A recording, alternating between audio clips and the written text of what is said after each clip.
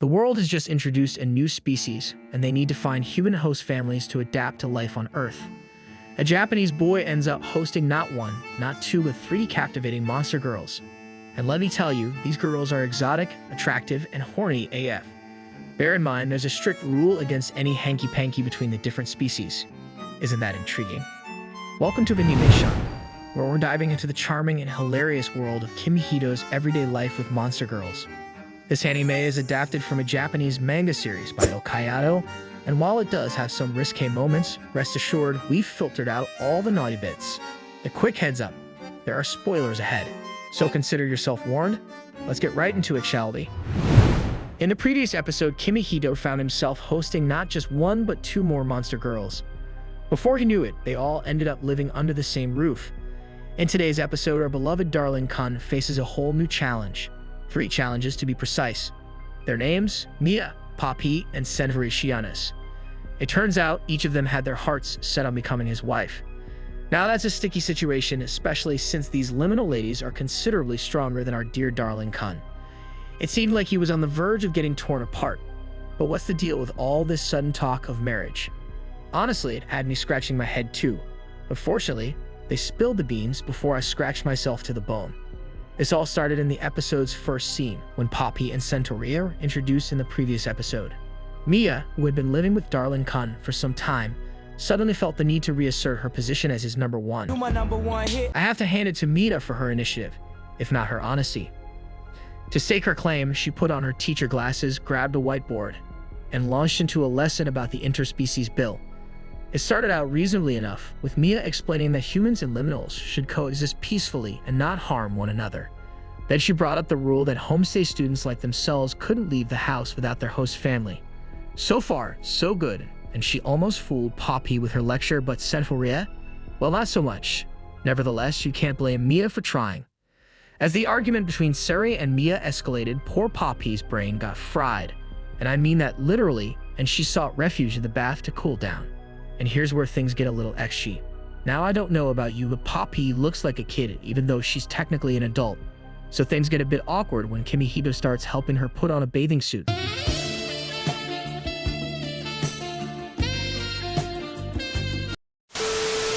They didn't show everything at first, and I genuinely thought they were going there. I mean, which hole are you talking about, Kimihito? During this suit dressing incident, Kimihito accidentally makes contact with Poppy's birdie asset, and this of course prompts him to jump into the bath to cool off. A scene that's both funny and a tad bit risque. But here's where the roller coaster really got going. Poppy, with all her carefree innocence, suddenly decided to take a leap of logic. She started claiming that she and Darling-Kun could be like siblings. She even envisioned him as a big brother, which was odd considering she didn't have any siblings. But seriously, Poppy. Siblings don't typically engage in activities that involve sitting on top of each other, sharing baths, or attempting to seduce one another, especially when they're adults. It's all just a bit awkward, to say the least. To make matters even more confusing, Poppy decided to take things up a notch by initiating passion advancements. However, her enthusiasm quickly escalated to a slightly alarming level. When Darling-Kun attempted to decline her advances, she didn't take it well. In fact, she was fully prepared to use her sharp, pointy claws to change his mind. Remember, Poppy might be petite, but those talons of hers looked pretty darn intimidating. It was like watching a harpy version of Claws, the sequel. Our feathered friend here clearly missed out on some of the key lessons from Mia's recent classroom session. Just when you thought the situation couldn't get any more chaotic, in swooped Centaurea, a shining armor and spirit. She gallantly rescued Darling-Kun from the clutches of Poppy's affectionate siege. But our beloved Seri, as she's affectionately known, also had her own agenda. Seri had other things on her mind. She decided to take him to the park for some quality time. I get it, she wanted to explain her clan's unwavering loyalty to their masters. She longed to honor him as their master. But Darling-Kun, ever the considerate fellow, didn't want the girls to feel obligated to view him as their master. He'd asked Seri what she truly wanted, and you know what she was after. Not anything overly intimate, just a simple hand-holding experience. Well, that took us off the tracks of romantic notions and put us on the path to wholesome affection. So cute. However, in the midst of this heartwarming gesture, Mia and Poppy unexpectedly made a dramatic entrance at the park. And just as you might have guessed, with all 3 monster girls in the same place, things quickly escalated to a full-blown liminal showdown. It was like they were auditioning for a role in a real-life circus, and poor Darling-Kun was caught right in the middle of it all. It was a recipe for pure, unadulterated chaos. But don't worry, because here comes Agent Smith, the mediator, the problem solver, the hero of the hour. Or so you'd think. Her intentions were certainly good, but her execution left much to be desired. She decided to fire 3 darts, one aimed at Mia, one at Poppy, and one at Centaurea. However, against all odds, all 3 darts ended up hitting Darling-Kun. Talk about things taking a turn for the worse. After a groggy awakening back home, Agent Smith requested that Darling-Kun keep the entire incident on the down low due to potential legal issues. The 3 remorseful monster girls hung back, feeling sorry for their actions. Mia and Sari even promised to control their impulses, and Poppy vowed to stop bothering Darling-Kun for playtime. But Darling-Kun is a kind and understanding soul. He reminded everyone that problems were bound to arise in their homestay situation, encouraged them not to hold back since they were like a family. Now I can't help but wonder if Darling-Kun has some kind of superpower like invincibility, because showing such courage in the face of danger might be just plain foolishness. Stupid boy. The surprises didn't end there. Agent Smith dropped a bombshell of some potential changes on the horizon for the interspecies exchange bill. The new goal, exploring the concept of marriage between species. To kick things off, she offered Darling-Kun a unique opportunity to select one of the 3 girls as a potential wife. But you know how thoughtful the guy is. He reminded them that they were all still learning about the program's intricacies. And with things moving at lightning speed, Darling-Kun found himself feeling overwhelmed and unsure of how to proceed. As we approached midnight, the full moon shone in the sky. Mia the charming Lenya couldn't resist the urge to share some rather explicit thoughts about the romantic prowess of snakes. I think it's safe to say that the atmosphere was getting rather steamy. Poppy, who always adds a touch of drama to any situation, burst through a window butt naked with a passionate declaration of her desire to marry Darling-Kun, all in the name of laying eggs. But just when you thought things couldn't get any wilder, Sari made her grand entrance, explaining that the full moon had awakened their natural instincts, which conveniently explained their rather enthusiastic love confessions. As expected, she joined in with the other girls, leaving Darling-Kun in the midst of this whirlwind of emotions. Now, Kimihito managed to sneak away briefly to take a call from Ms. Smith. She confirmed what he had already gathered: these girls were undoubtedly smitten with him. However, when he woke up the next morning, he found the girls sleeping soundly while he stood there covered in bandages. In a truly selfless act of kindness, he pledged to go on dates with each of them, giving every girl a fair chance to win his heart. It's safe to say that things are bound to get even more intriguing from here on out. If Kimihito ends up marrying one of these monster girls, you can bet there will be a serious showdown among them. It's a recipe for drama, excitement, and perhaps a bit of chaos, maybe even disaster. Love can be a battlefield, and in this case, it might just turn into a monster girl showdown. Danger! Talk about danger! Hey, you still watching?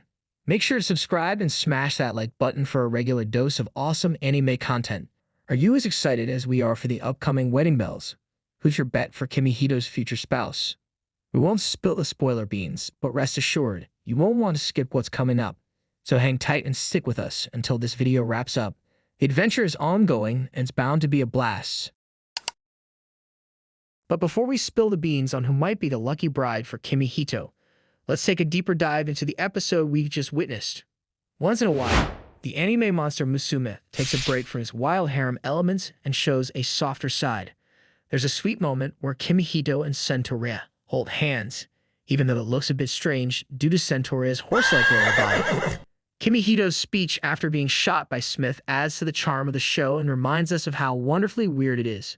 Harem anime, in general, is a bit odd, but this one takes the weirdness to a whole new level. And as viewers, we might be a bit unusual for enjoying it. Instead of trying to tone down the weirdness, the show encourages us to embrace it completely. After all, subtlety isn't its strong suit when characters have wings instead of arms. However, this episode falls a bit short because it doesn't fully explore the interesting ideas it introduces. The girls are shown doing things that any regular anime character could do, missing the chance to showcase their unique, monster-like abilities. We'd love to see more moments like Mia climbing a tree or Centaurea chasing someone on a scooter. Besides a few moments with Poppy flying around, the characters spend most of the episode chasing each other around the house. It feels like the show is missing an opportunity to highlight the fantastic potential of its monster characters. These girls are monsters after all, they should be doing more monster-like things. The lack of monster-like moments in this episode can be attributed to the storyline's need to set up future developments. The main goal of this storyline is to give the series a sense of direction by making Kimihito think about marrying one of the girls. It's a standard plot device, but it's better than nothing. At least it might answer some questions, like where you take a centaur on a date. Overall, there are still some meaningful moments in this episode. Speaking of moments, my personal favorite has to be when Kimihito encourages the girls not to hold back. While watching this, I couldn't help but wonder, what exactly is he asking them not to hold back? Is it the harem vibes or something else entirely? Well, whatever it is, I appreciate how he treats the girls with respect instead of taking advantage of them. It's a quirky show, and it's these moments that make it genuinely entertaining. You know, I have got to hand it to Kimihito. He's not as weak as you might think. It's a bit like anime magic because he should have been a goner by now. I mean, in this episode, NC-kun took a horse-like kick to the face, was zapped by 3 potent tranquilizers, got squeezed by an amorous harpy, and went through a monster girl pummeling session, all in a single day. Plus, how on earth did he survive all those extremely bloody nosebleeds? It makes you wonder if things got intimate between them. Those girls might just run out of steam before he even breaks a sweat. They'd likely be begging for a timeout while he's still full of energy. But really, I'm curious to hear your thoughts on this episode. Who do you think Kimihito-kun will end up with, the Lamia Harpy or the Centaur with the most generous assets? What is up with Agent Smith's plotting and scheming? Will another monster girl join his already insane harem of jealous, excitable, limber, lunatic-like ladies? Share your thoughts in the comments below, and let's keep the anime discussion rolling. Before we say sayonara, here's a little nugget of wisdom. All the clips we've used in this video are like borrowed umbrellas. They belong to their rightful owners. We're just here to chat about our favorite anime. Spread some love for it, and keep things respectful in our admiration. So fellow anime aficionados, don't you dare click away just yet. Watch our next video to find out who will be the lucky bride to be for Kimihito. Because anime adventures are like a never-ending buffet of exciting tales, and we're at the front of the line dishing up and ready to savor them together, one episode at a time. Now, before we really part ways, make sure to hit that like button, and if you made it all the way to the end with me, don't forget to comment at Kitty Cat. This is your anime sensei signing off.